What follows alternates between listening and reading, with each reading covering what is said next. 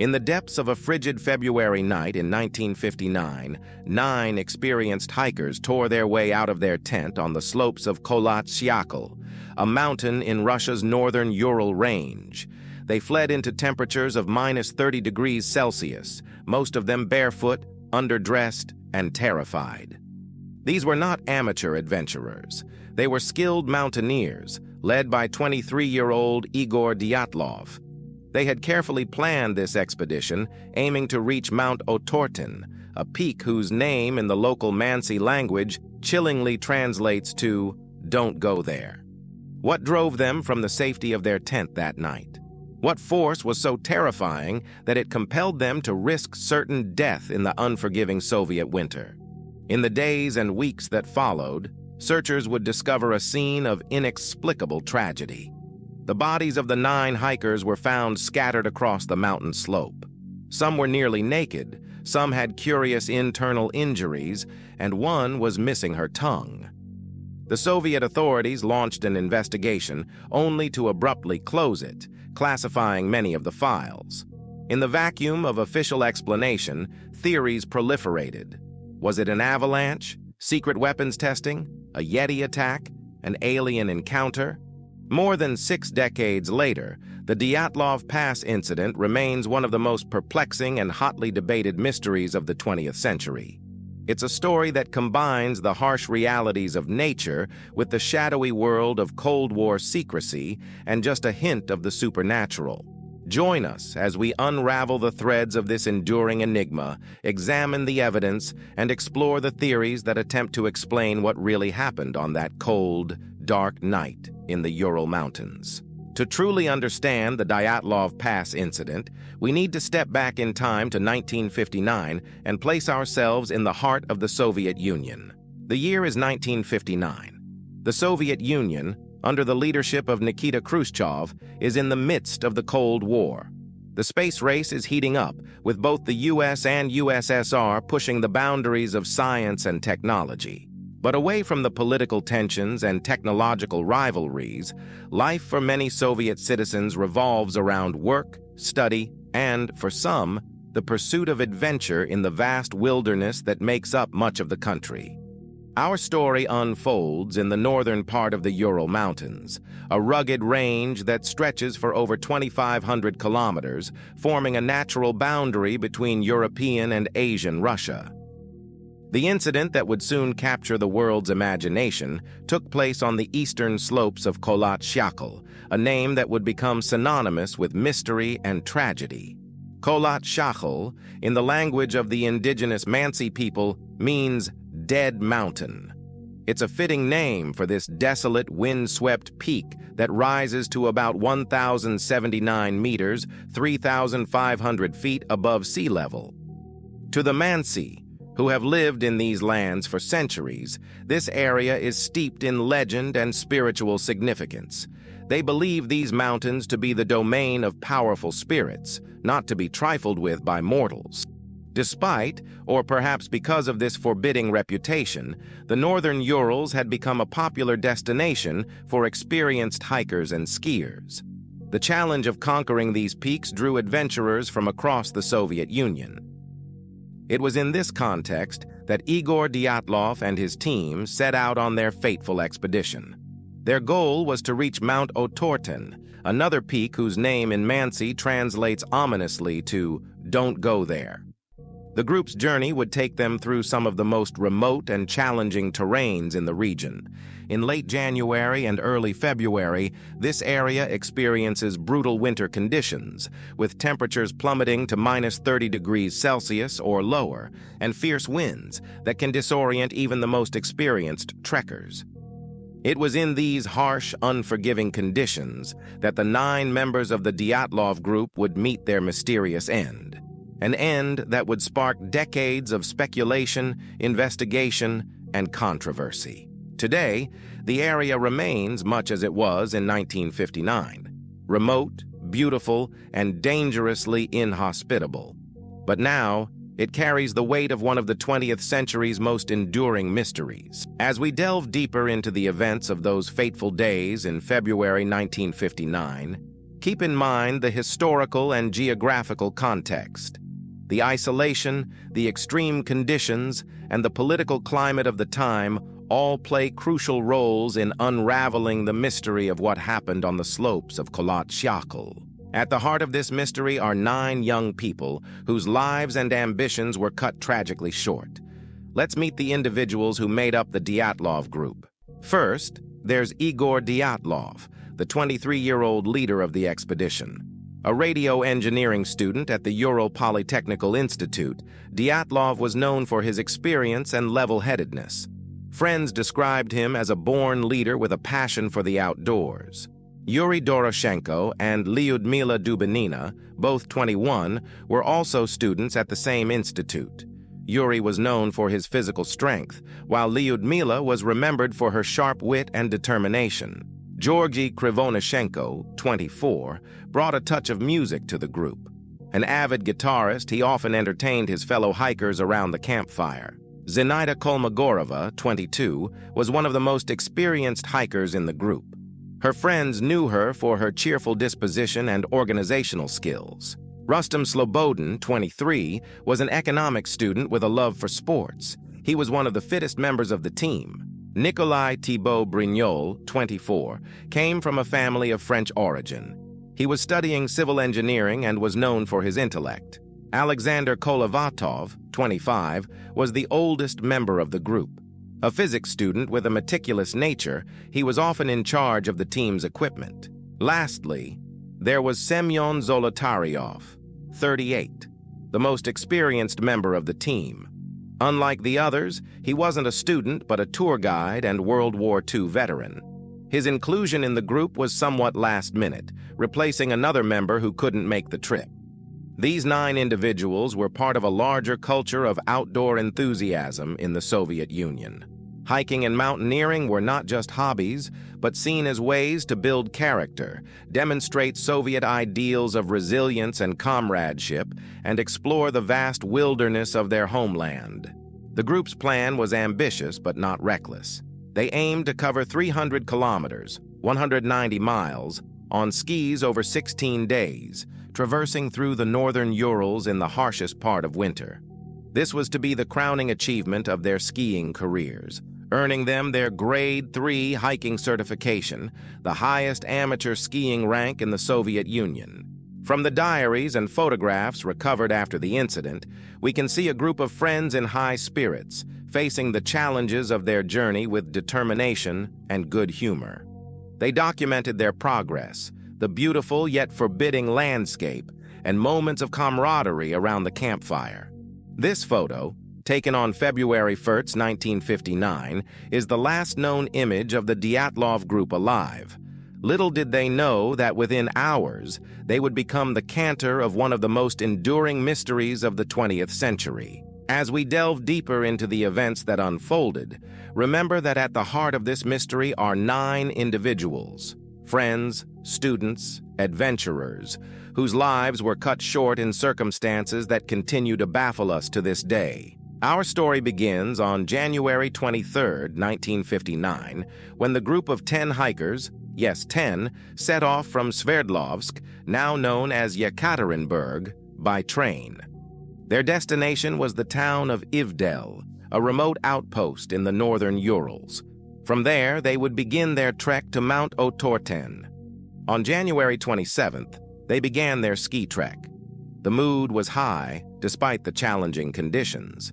Little did they know that one of their number, Yuri Yudin, would unknowingly save his own life by turning back due to illness just a day into the journey. Over the next few days, the remaining 9 members of the group made steady progress. Their diaries and the photographs they took paint a picture of a challenging but enjoyable expedition. On January 31st, they reached the edge of a highland area and began to prepare for climbing. They stored some food and equipment in a forest for the trip back, lightening their loads for the ascent ahead. The following day, February 1st, the group began to move through the pass. Their goal was to cross the pass and make camp on the other side. However, worsening weather conditions and decreasing visibility led them off course. Realizing their mistake, the the group decided to stop and set up camp on the slope of Kholat Syakhl, or Dead Mountain. This decision, likely seen as a prudent safety measure at the time, would prove fateful. They pitched their tent on the slopes of the mountain, even though they were only about 1.5 kilometers, less than a mile, from the wood line, which could have provided better shelter. Why they chose this exposed location remains part of the mystery. This photograph, taken on the evening of February 1st, is the last known image of the Dyatlov group alive. It shows them setting up camp for the night, a routine task for experienced hikers like themselves. What happened after this photo was taken has been the subject of intense speculation for over 6 decades. By all accounts, the group settled in for the night, likely sharing a meal and conversation as they had on previous evenings. But something happened in the dark hours of the night. Something that would drive 9 experienced hikers to slash their way out of their tent and flee into the lethal cold of a February night in the Urals. As we delve into the heart of this mystery in our next segment, remember that up until this point, everything about the Dyatlov group's expedition had been normal. They were well prepared, in good spirits, and following their planned route. What transformed this routine hiking trip into one of the most enduring mysteries of the 20th century? That's the question we'll tackle next. The Dyatlov group was due to return to Vijay, their last point of contact, no later than February 12th. When that day came and went with no sign of the hikers, concern began to grow. At first, there was no panic. Delays were not uncommon in such expeditions, and the group was known for their experience and capability. But as days passed with no word, the worry deepened. On February 20th, a volunteer search and rescue team was dispatched. This initial group consisted mainly of fellow students and sports club members, friends of the missing hikers who knew the area well. As the volunteer rescuers combed the mountainsides, the Soviet authorities also launched an official search operation, including military personnel and aircraft. On February 26th, 6 days after the search began, the searchers made a chilling discovery. On the east shoulder of Kholat Syakhl, they found the group's abandoned and badly damaged tent. The scene was perplexing from the start. The tent had been cut open from the inside, and most of the group's belongings, including their shoes, were still inside. It appeared as if the occupants had fled in a great hurry, despite the deadly cold outside. Even more baffling were the footprints leading away from the tent. Some were barefoot, others in socks, a few in a single shoe. These tracks led down the slope towards the nearby woods. At the edge of the forest, about 1.5 kilometers from the tent, searchers found the first bodies. Under a large cedar tree were the remains of Yuri Doroshenko and Yuri Krivonishenko. The 2 men were shoeless and dressed only in their underwear. The branches of the cedar were broken up to 5 meters high, and the remains of a small fire were found nearby. Between the cedar tree and the camp, 3 more bodies were discovered, those of Dyatlov, Zina Kolmogorova, and Rustem Slobodin. They appeared to have died while attempting to return to the tent. The remaining 4 members of the group were not found until 2 months later, in early May. Their bodies were discovered in a ravine further into the forest, under 4 meters of snow. From the very beginning, the discoverers were confronted with a scene that defied easy explanation. Why had the group fled their tent in such a manner? What could have been so terrifying as to drive them into the lethal cold without proper clothing? The discovery of the campsite and the bodies was just the beginning. As investigators combed through the evidence, diaries, cameras, and the bodies themselves, the mystery only deepened. Next, we'll delve into the details of what was found, the condition of the victims, and the initial conclusions drawn by investigators.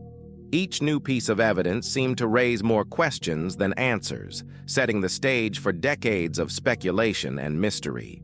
The discovery of the 9 bodies raised far more questions than it answered. The physical evidence, particularly the condition of the bodies, would become central to the enduring mystery of the Dyatlov Pass incident. Let's start with the first 5 victims discovered. Igor Dyatlov, Zina Kolmogorova and Rustem Slobodin were found at various points between the cedar tree and the tent. Yuri Doroshenko and Yuri Krivonishenko were found by the cedar tree. All 5 of these victims appeared to have died from hypothermia, but it was the details that were puzzling. Despite the freezing temperatures, Doroshenko and Krivonishenko were found wearing only underwear. The others were also inadequately dressed for the weather. Slobodin's body showed a peculiar detail, a small crack in his skull. It wasn't life-threatening, but it hinted at some kind of impact or violence. The remaining 4 bodies weren't discovered until 2 months later, in a ravine about 75 meters deeper into the forest from the cedar tree. These 4, Lyudmila Dubinina, Alexander Kolovatov, Nikolai Thibault-Brignol, and Semyon Zolotaryov, showed signs of much more severe injuries. Dubinina and Zolotaryov had major chest fractures, consistent with an impact equal to that of a car crash. Yet, puzzlingly, their skin showed no external trauma. Skin was found torn from the bodies, and some of that skin was found on the branches of trees. Thibault-Brignol had extensive skull damage, indicating a powerful blow to his head. Perhaps most bizarrely, Dubinina's body was missing her tongue and eyes. While this could potentially be explained by scavenging animals or decomposition, it added another layer of gruesomeness to an already perplexing scene. Adding to the mystery, some of the clothing found on the bodies contained high levels of radiation, up to 4 times the normal levels. This finding would later fuel various theories involving nuclear testing or weapons. The official cause of death for 6 of the 9 hikers was determined to be hypothermia. The other 3 died from fatal injuries. But this does little to explain the circumstances that led to their deaths. Why did the group leave their tent in such a hurry, cutting their way out instead of using the entrance? What could have caused such severe injuries to some, while leaving others relatively unharmed? Why were some of the hikers partially dressed in each other's clothes? And what could explain the traces of radiation found on some of their clothing? These questions formed the foundation of what would become one of the most enduring mysteries of the 20th century. Next, we'll explore the initial investigations and the official conclusions drawn at the time, conclusions that many found far from satisfactory. In the wake of the gruesome discoveries on Kholat Syakhl, Soviet authorities launched a formal investigation. Led by Lev Ivanov, a local prosecutor, the inquiry aimed to uncover the truth behind the hikers' deaths. From the outset, the investigation faced significant challenges. The crime scene, if indeed it was a crime scene, had been exposed to months of harsh weather. Key evidence may have been lost or altered by the elements. Investigators meticulously cataloged the group's belongings, examined the bodies, and interviewed potential witnesses. They even conducted radiation tests on the clothing, confirming the unusual levels of contamination. The team also looked into the possibility of an attack by the indigenous Mansi people. However, they found no evidence to support this theory, and the nature of the injuries didn't align with an assault by human attackers. One theory that gained traction was that of an avalanche. This could potentially explain why the group fled their tent in such a panic. However, the lack of obvious avalanche debris at the scene and the delayed discovery of some bodies complicated this explanation. On May 28, 1959, merely months after the incident, the official investigation was closed. The conclusion? The hikers' deaths were caused by an unknown compelling force. This vague and unsatisfying conclusion did little to quell public curiosity and speculation. If anything, it fueled suspicions of a cover-up, leading to decades of amateur investigations and conspiracy theories. Adding to the mystery, much of the case files were classified and placed in secret archives. It would be decades before researchers and the public gained access to the full official record of the investigation. Next, we'll explore some of the most prominent theories that have emerged over the years, as investigators, researchers, and armchair detectives have attempted to solve the riddle of what really happened on that cold February night in 1959. For over 6 decades, the mysterious deaths of the Dyatlov group have captivated the public imagination. In the absence of a satisfactory official explanation, numerous theories have emerged, ranging from the scientific to the supernatural. Let's start with one of the more plausible explanations: the avalanche theory. Proponents argue that a small avalanche could have hit the tent, panicking the group and causing them to flee. Recent studies have suggested that a particular type of avalanche, called a slab avalanche, could occur on slopes as gentle as the one where the hikers camped. This might explain the curious injuries and the group's panicked reaction. Another prevalent theory involves secret Soviet military tests. The proximity of the incident to the height of the Cold War, combined with the strange radiation readings, has led many to speculate about weapons testing gone wrong. Some have even proposed extraterrestrial involvement. UFO enthusiasts point to strange lights reportedly seen in the sky around the time of the incident, and the unusual nature of some of the injuries. A more earthbound explanation centers on a weather phenomenon known as katabatic winds. These are hurricane-force winds that can suddenly descend from mountain peaks, potentially creating infrasound that causes panic in humans.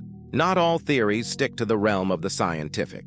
Some have suggested an attack by the Yeti or other unknown creatures.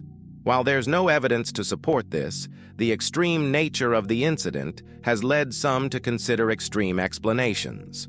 Early in the investigation, an attack by the indigenous Mansi people was considered. However, this theory was quickly dismissed due to lack of evidence and the improbability of the Mansi launching such an attack. Some of the victims' state of undress has been explained by a phenomenon known as paradoxical undressing, where hypothermia victims sometimes remove their clothes due to a sensation of burning heat. The missing soft tissues on some bodies, initially seen as evidence of a violent attack, have been attributed by some to ordinary scavenging by local wildlife in the months between the deaths and the discovery of the bodies. Each of these theories has its proponents and detractors. Some researchers have dedicated years to proving or disproving various explanations. Despite all these efforts, no single theory has yet managed to fully explain all the puzzling aspects of the Dyatlov Pass incident. The combination of strange circumstances, incomplete evidence, and the passage of time has made a definitive answer elusive. More than 6 decades after the tragic events on Kholat Syakhl, the Dyatlov Pass incident continues to intrigue and perplex us. But the story isn't over. Recent years have seen renewed interest and fresh investigations into this enduring mystery. In 2019, Russian authorities made the surprising announcement that they would be reopening the case. This decision came in part due to persistent public interest and pressure from the victims' families.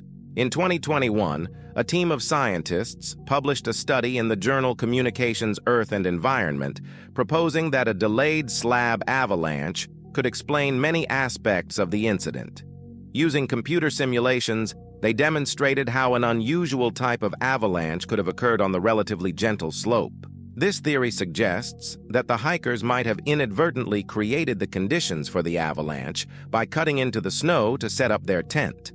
Hours later, the weakened snow layer could have collapsed, triggering the group's panicked escape.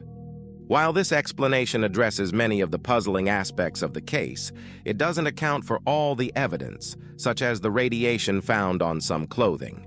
As a result, debate continues among researchers and enthusiasts. The Dyatlov Pass incident has left an indelible mark on popular culture. It has inspired countless books, documentaries, films, and even video games. Each new generation seems to discover the mystery anew, bringing fresh perspectives and theories. But why does this particular mystery continue to captivate us so thoroughly? Perhaps it's the combination of elements: young lives cut short, the harsh wilderness setting, the Cold War backdrop, and the genuinely puzzling physical evidence. Or maybe it's our human need to make sense of the seemingly senseless. The Dyatlov Pass incident joins other enduring mysteries like the Mary Celeste or the Roanoke colony in challenging our understanding of the world. For the families of Igor Dyatlov, Yuri Doroshenko, Lyudmila Dubinina and their companions, the incident remains a painful tragedy. Their loved ones set out on an adventure and never returned, their final moments shrouded in uncertainty. Today, the pass named after Igor Dyatlov stands as a somber memorial. Hikers and curiosity seekers still make the journey, drawn by the tragic story and the unanswered questions that hang over this remote corner of the Urals. As we conclude our exploration of the Dyatlov Pass incident, we're left with more questions than answers. Perhaps someday, advances in science or the discovery of new evidence will finally solve this enduring mystery. Until then, the events of that February night in 1959 will continue to intrigue, perplex, and remind us of the thin line between the known and the unknown, the explicable and the mysterious. In that sense, the legacy of Igor Dyatlov and his friends lives on, challenging us to keep exploring, questioning, and seeking the truth. If you have made it this far, thank you so much for watching. I'll be posting videos weekly, so don't forget to like and subscribe for more like this. You can also check out my other videos listed here. Until next time, remember, sometimes the darkness holds more than just shadows.